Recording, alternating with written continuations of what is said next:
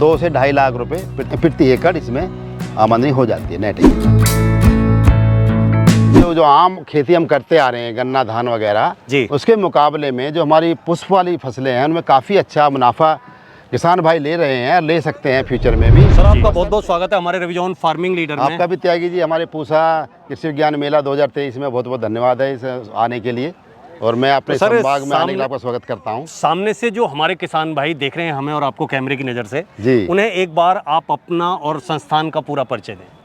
मैं यहाँ जो हमारा भारतीय कृषि अनुसंधान संस्थान है उसमें एक संभाग है पुष्प विज्ञान एवं भूदेश निर्माण संभाग, मैं यहाँ का अध्यक्ष और प्राध्यापक, दो पोस्ट होती हैं, दोनों हूँ मैं, दोनों पद मेरे पास है इस समय। जी, तो सर जैसे कि आप पुष्प विभाग से हैं पूसा में, जी, तो जो फूलों की खेती है वो हमारे किसानों के लिए कितनी लाभदायक है?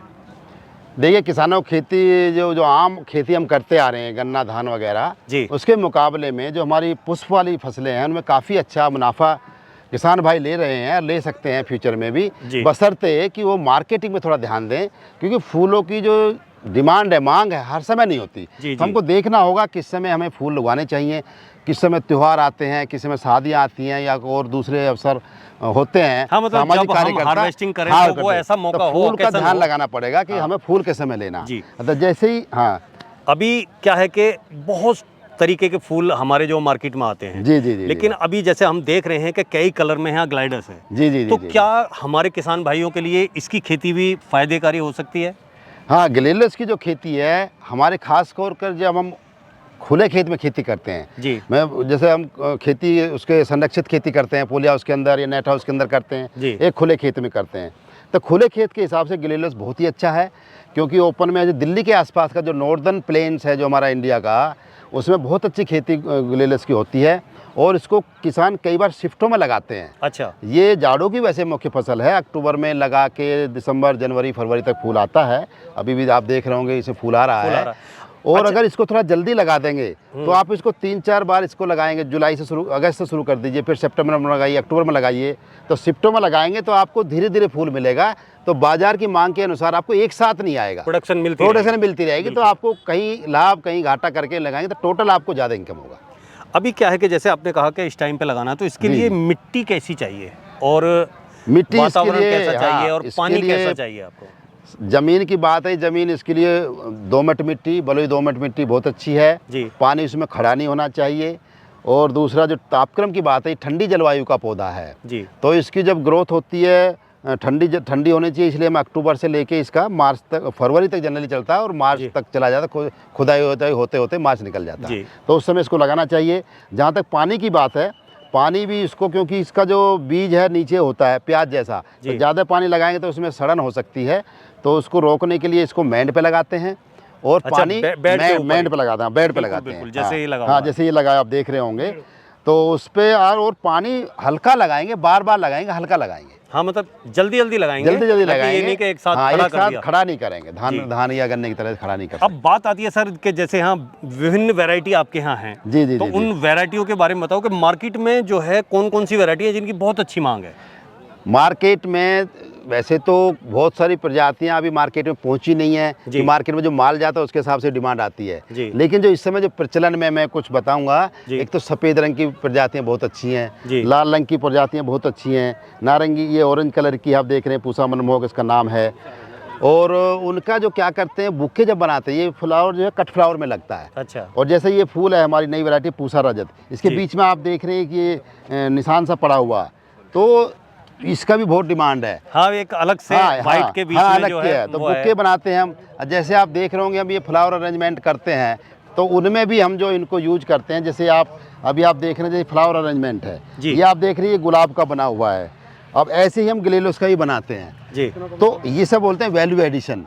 तो फूल को काट के वहाँ बेचेंगे तो उसके थोड़े पैसे कम मिलेंगे, जब उसको काट के सजा के बेचेंगे, अगर आप अपना अलग से धंधा करना चाहते हैं बना के, तो इसमें और अच्छे पैसे में, और ये जो जिन पर निशान पड़ा हुआ ना, जो स्पॉट, वो इसमें बहुत अच्छा लगता है सजावट में।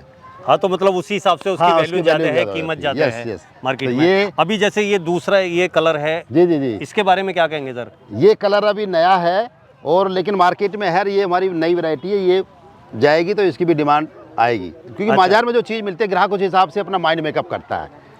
अब सर बात करें अगर ग्लाइडर लगाने की, कि 1 एकड़ में कितने बॉल लगाए जाते हैं, इसके बीज कितना लगाया जाता है? 1 एकड़ में करीब 40 से 50 हज़ार बल्ब लगते हैं जी, करीब करीब। अब जैसे 40 से 50 हज़ार बल्ब आपने बताए, तो वो एक बल्ब की कीमत जो है मार्केट में कहें या पूसा अनुसंधान से अगर कोई लेना चाहे किसान भाई, तो वहाँ क्या होता है रेट उसका? इसका रेट 3 रुपये के आसपास जनरल मान लीजिए औसतन जी। और हमारे यहाँ क्योंकि नई वैरायटी निकलती हैं तो हमारे यहाँ इसका रेट 5 रुपये बल्ब है। अच्छा। और वैसे मास में इसको 3 के आसपास मिल जाए, 2-3 में मिल जाता है जी। तो हमारे पास लिमिटेड संख्या में होता है, नई वैरायटी होती हैं। जब लोग आके बढ़ाते हैं इसको तो इसका फेयर रेट कम हो जाता है, तो 3 के आसपास मिल जाएगा। तो 50 हज़ार बल्ब अगर लगाएंगे तो 1.5 लाख के आसपास हो गया जी, ठीक है। और 1.5 लाख में फिर उसका जो है करीब 1.5 गुना इसमें से आपको बढ़ता है। वो मतलब किसी बल्ब में 2 निकलेगा, किसी में 3 निकलेगा या 1 निकलेगा, तो 1.5 या 2.25 के आसपास आम एवरेज है। अच्छा। कुछ वैरायटी में ज़्यादा भी है। तो एक तो फूल हम मार्केट में सेल करके आमदनी करेंगे जी। हाँ, दूसरा फिर बीज को मल्टीप्लाई हो जाएगा तो फिर वो सेल करके हम आमदनी करेंगे। तो इसका बीज ऊपर से फूल बेच दीजिए और फिर उसका जो बीज निकलेगा उसको आप अपने लिए रखना चाहे अपने लिए रखिए, आपको लगा एक्स्ट्रा हो गया तो उस बीज को भी बेच दिए। अब सर बात आती है कि मान लीजिए जैसे 1 एकड़ में आपने बताया कि इतना खर्चा इस तरीके से आ जाएगा, और अदर खर्चे हैं और सारी जुताई, खाद या और बहुत सारी चीजें हैं जी जी जी जी जी जी जी जी। तो उसके काटने के बाद एक आम किसान को जो है 1 एकड़ से कितनी आमदनी हो सकती है? आमदनी इसका औसतन करीब, सारा हिसाब तो मैं अभी बताने का नहीं है जी, मैं ऑन एन एवरेज बता देता हूँ, करीब 2 से 2.5 लाख रुपए प्रति एकड़ इसमें आमदनी हो जाती है, नेट इनकम। अच्छा जी जी। अब सर एक बात आती है, जैसे कि ये आप वैरायटी नई तैयार करते हैं जी जी जी, और फिर अपने आप से भी आप मल्टीप्लाई करते हैं इन्हें जी, या कुछ ऐसा भी प्रोग्राम है कि किसानों से आप बीज मल्टीप्लाई करके बढ़वाते हो फिर मार्केट में निकालते हो, कुछ ऐसा है क्या? देखो ये एक स्कीम है जी हाँ, जब हम, क्योंकि हमारे पास यहाँ एरिया बहुत ज़्यादा है नहीं जी जी, और यही कारण है कुछ प्रजाति हमारी निकलने के बाद फार्मर्स तक नहीं पहुँच पाते, उनका हम इतना मल्टीप्लाई नहीं कर पाते। तो कुछ फसलों में हमारे एक ये स्कीम बनाई गई है कि हम किसानों से अपना मल्टीप्लाई करें और जल्दी जल्दी किसानों को, ज़्यादा किसानों को पहुँचे। जैसे गेहूँ में, राइस में, धान में, इनमें चल रहा है प्रोग्राम, सरसों वगैरह में, और फ्लोरिकल्चर में भी हम सोच रहे हैं, प्लानिंग कर रहे हैं कि हम भी कुछ वैरायटी अपनी, अगर यहाँ नहीं जो हम कर पा रहे हैं जितना हम उतना कर ही रहे हैं, ज़्यादा बढ़ाने के लिए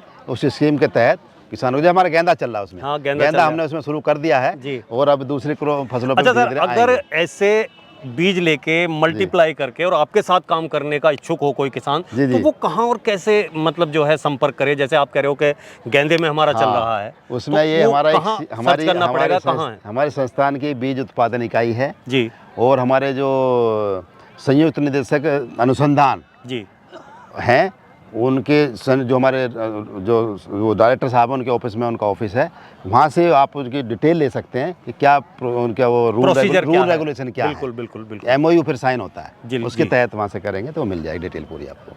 तो सर, और आप फ्लावर की खेती के बारे में और जो नई टेक्नोलॉजी की खेती है उसके बारे में किसान भाइयों से क्या कहना चाहेंगे? किसान भाइयों से मैं ये कहना चाहूँगा कि अगर आप फूलों की खेती में आना चाहते हैं तो आपका स्वागत है, और हम आप संस्थान में बैठे हैं आपकी सेवा के लिए। जो भी हमारी प्रजातियाँ संस्थान की, हम आपको उनका बीज मुहैया कराएंगे। और गेंदा, जैसे हम कहते हैं, गेंदा थोड़ा सा देखभाल कम चाहता है।